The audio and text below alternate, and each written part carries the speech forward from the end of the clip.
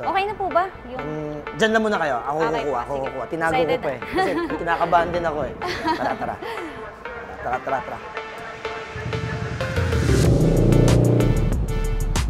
Ako, narinig na, maingay. Yan ang request niya eh. Ayan na siya. Ayan na, ma'am.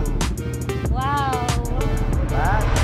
So alright mga Siwa Nation, no? Nakita nyo naman, punong-puno na naman tayo ng gamit dito at may malaki tayong scooter dito. Yes, ito yung X-Max 300 pero hindi to akin ha. Kung nagtataka kayo bakit may cellphone dyan, kasi kay ma'am yan.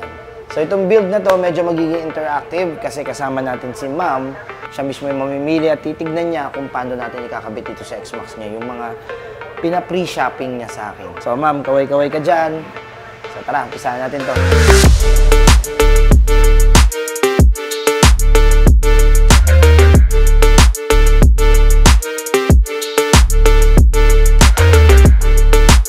Ito ang itsura ng X-Max sa 3,000 kilometers na odo. Isa sa pinakamahirap tanggalin dito, itong bell. Pag wala kang tools talaga rito na malakas-lakas, hindi mo matatanggal to. Lalo na itong part na to. Tingnan natin anong meron sa loob ng X-Max ni Madam. Tamo, sa stock di talaga sumasagad, oh.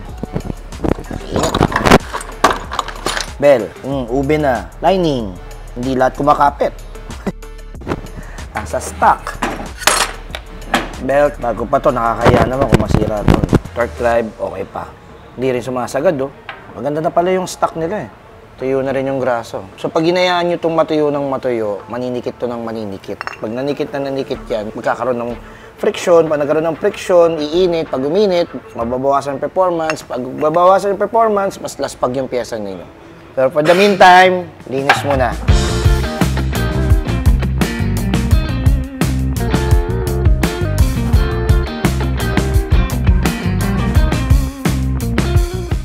Nililinis na po yung panggilid nyo. Susunod natin gagawin is yung matting ninyo. Yes, papa-install na natin yan dito.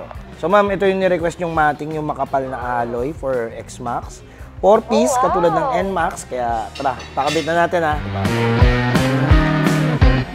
Boss Art, ano po yung isusunod natin dyan sa matting? So ginagawa na po yung matting ninyo, ginagawa na yung panggilid ninyo. Ang gusto ko po isunod is yung suspension ninyo. Tatlong suspension na pagpipilian natin. Unang-una yung pinaka-paborito ko, ayan, race power. Tapos sumunod, ito naman, ang bago namin dito sa shop is yung TRC. At ito naman ma'am, ito naman yung pinipilit mo. Sabi mo kasi, gusto mo yung didiin, di ba? Gusto mo yung, yung aaray. Aaray ka dito, hindi to biro, pro fender. Oh. Ito yung pinakabago nilang modelo at pasok to sa X-Max. At yung height nito, ito yung gusto mo. Yung naka-lowered. Ano yan, diba? Boss Art? Tara, ito na yung susunod natin gagawin.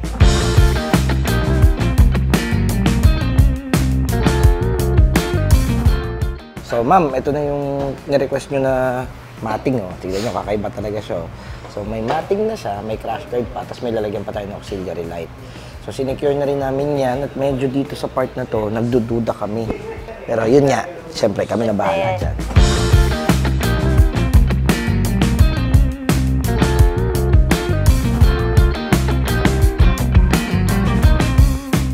Pa-install na natin itong strap bar. Matagal na ako may X-Max. Ginamit ko na ito sa long ride, iba-ibang lugar. Napansin ko, pag long ride yung X-Max, pag bumabangking ka at nalulubak, maalog yung buong kaha. Nagiging flexible yung buong motor. Kaya maglalagay tayo nitong strap bar.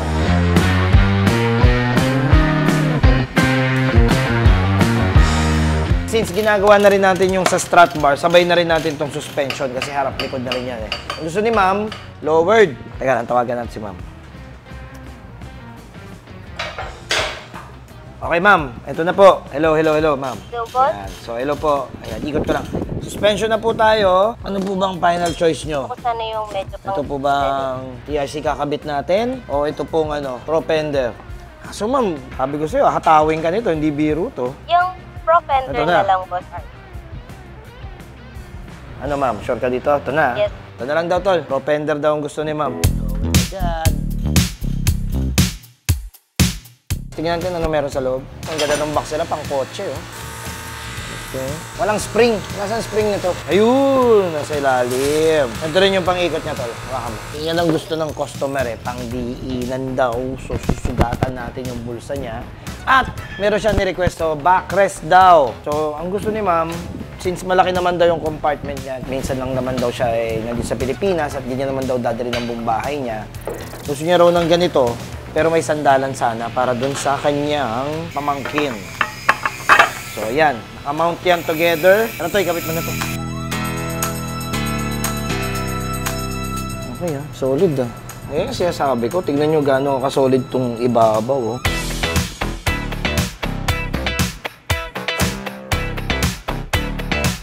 Si ma'am, may request. Yes, tawagan natin siya, ma'am. Hello, ma'am. Alam ko nagpapahinga ka, pero sumama ka rito sa amin. Ayan yung mugs mo, yung gold mugs. CNC po ito, ma'am, lahat all the way. Ano po yung CNC, Boss Art? So, ano yung CNC, ma'am? Isang buong alloy po yun, tapos nilagay sa machine, ni-laser, inuka, at ito po yung kinalabasan. Talaga pong sobrang gaang nito kumpara dun sa stock ninyo. So, ito yung rear. Ito naman yung front. So, pakabit na natin. Una natin yan, Boss. Sige. Good na yan.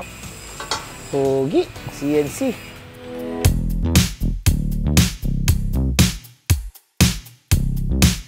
So, ito pinagkaiba nila. Ito yung CNC natin. Ito. Mas mabigat. Oo, laking difference. Special request to ni ma'am kasi gusto ni ma'am talaga yung ganito niya. Gusto niya ganyan eh. So ito po ay nagkakahalaga ng 15,000 a set. Yes, para sa mugs po, hindi po biro yung 15,000. Lalo na po sa scooter at di pa naman ganun ka full-blown big bike.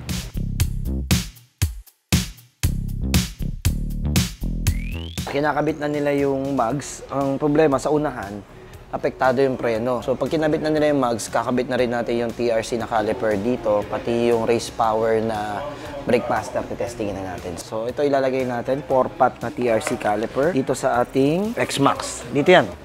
So, hindi ito papasok sa inyo sa stock. Kailangan nyo ng specific bracket para sa 4-pot. Merong 2-pot, mas malaking rotor disc na bracket din. Pero yung binili ni ma'am, is ayaw niya palitan yung rotor disc. Gusto niya stock lang daw. Mas makapal kasi yung rotor disc na stock eh. Ang partner nito ay race power. So, titestingin natin to. Dalawang brake master. Parang pang NMAX. Same sa X-Max. Pogi, di ba?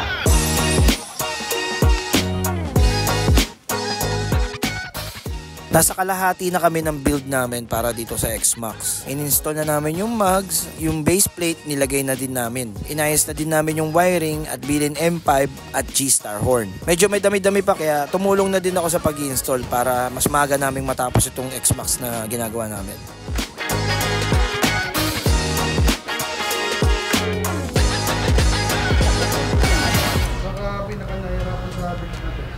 Ito lang, itong mag-build ng TRC kasi pag conversion, kahit plug and play ito, pag-build ang pinakamahirap sa lahat. Pero gagamitan natin siya ng, may machine tayo dito eh. May inaantay lang tayong para ma-build natin na maayos ito. Sa mugs, siyempre bago, kunting kamali mo lang, siyempre baka magasgasan, madali, ma-charge sa atin. Need ng mabang pasensya. O kaya. Kunting tiyaga lang.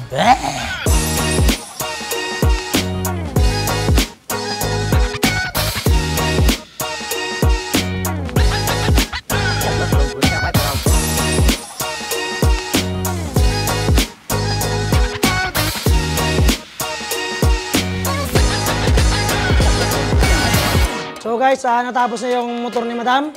So ngayon, ipapacheck natin kay Boss Arts kung ano magiging reaction niya. Let's go! Uyan na!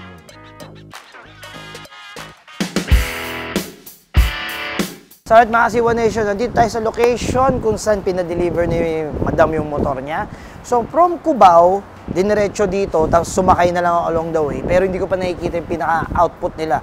Pinicturan, pinakita sa akin, pero syempre iba pa rin pag kinilatis mo. Kaya tara, sama mo ako. So ibababa na natin to. Yung Seawoman natin, ando pa sa taas. Alam niyan darating tayo, pero hindi ko pa sinabing nandito tayo kasi check ko muna, baka may mali rin eh. Pro fender niya, grabe ang baba. Pucha, ito yung request niya. Pag hindi niya pa naabot to, ewan ko na lang. So, hindi natin makilatis dito. Tara, baba to, baba. Ang hirap pala nito. O, game. 1, 2, 3. Op, op, op, op, op. Ayan. Op, op, op. Teka lang. Okay. Whew. Ang hirap, pag di sa'yo yung motor, iniingatan mo eh. Medyo nahirapan kami, hindi kasi sa amin to eh. Baka masira. Maganda kinalabasan ha. Hindi ko pa kasi nakikita to eh. Pogi rin eh. Gold mugs oh. Titanium elbow. Pro fender. Yung crash guard. Stand out, may ilaw. Nakita ko na yung motor, maganda na yung kinalabasan. Excited na ako. Tawagan natin si ma'am. Naku, mukhang walang sumasagot. Mukhang tatasasablay pa tayo. Teka lang. Hello po. Ayun, hello Ma'am Charlene. Nandito na po kami. Nandito na po kami. Yes, sa parking po. Excited na kami deliver yung motor sa inyo. So, kung pwede, sunduin nyo na kami rito. Bababa na po kami. Sige. Salamat. Medyo kinakabahan ako kasi medyo bato sa langit yung ginawa namin. Tara, excited na ako. Ayun na pala sila eh. Tara. Ito na si One Nation. Hello po, Boss Arch. Nice meeting you in person. Si Ma'am Charlene. So, siya po yung nagpagawa sa atin ng X-Max, yung ating Sea-Woman na nagpagawa. Diba, ma'am? Kasi ang goal is, limited lang ang time mo rito, kaya gusto mo, pag sakay mo, gala na. Yes. Yun. So, Okay na po ba? Diyan na muna kayo. Ako Okay kukuha, po, sige. Tinago Excited ko pa eh. Kasi kinakabahan din ako eh. Tara.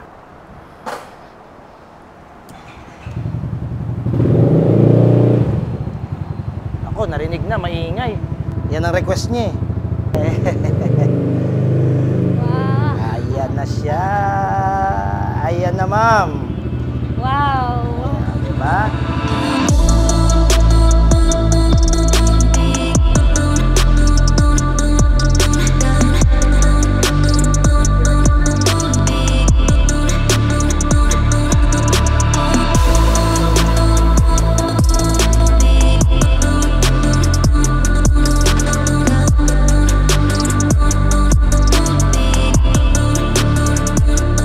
Sana ma-enjoy mo yung X-Max mo. Sana nagustuhan mo yung kinalabasan.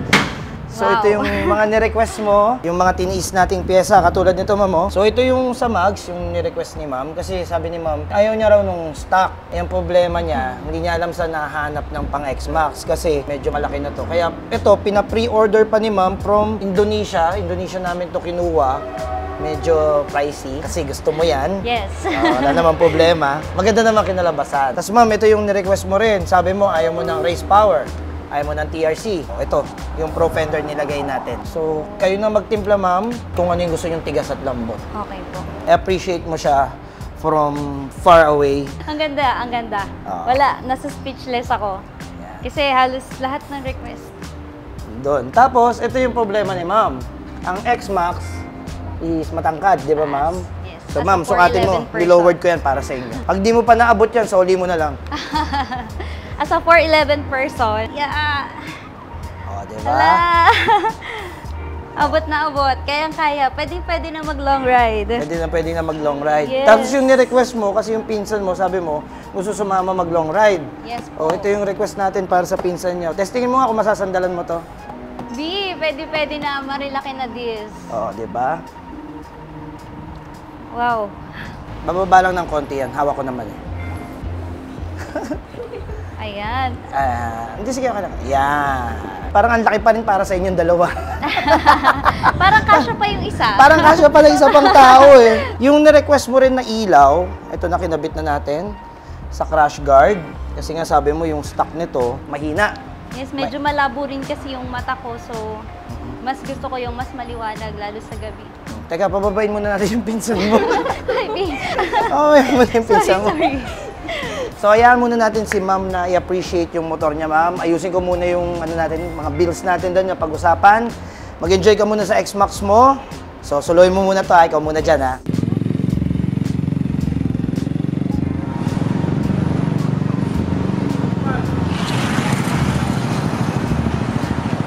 Sobrang okay na yung brake niya. Mas malakas na yung brake niya compare sa stock.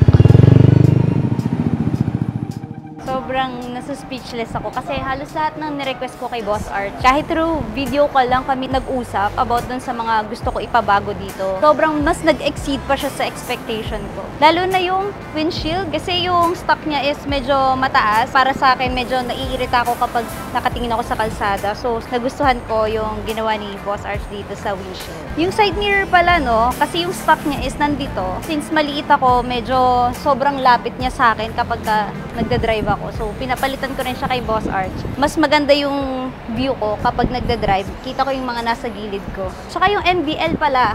Yan. Kasi ito yung pinaka-importante, lalo pag magda-drive sa gabi, medyo hindi ako satisfied dun sa stock lang. So, nagpalagay ako ng MBL kay Boss. Kasi malabo rin yung mata ko. So, mas magiging komportable na ako sa pagda-drive lalo sa gabi. Sa muffler naman, ito yung sinuggest ni Boss Arch. Since nasa condo nga tayo and ayaw naman natin na makakabulahaw tayo sa mga tenants. So, sinuggest sa akin is V-Lane Hex Exhaust. So, ayun. As a sweet girl lang talaga tayo for today's video. Bagay na bagay lang sa ating X-Max. Sa mga taong walang time dyan para dalhin yung motor nila or ipagawa, nasa malayong lugar, nasa ibang bansa, OFW, sea woman like me, pwedeng-pwede nyo na ipagkatiwala kay Boss Arch yung mga motor nyo. Talagang sa 01, kayo ang number 1.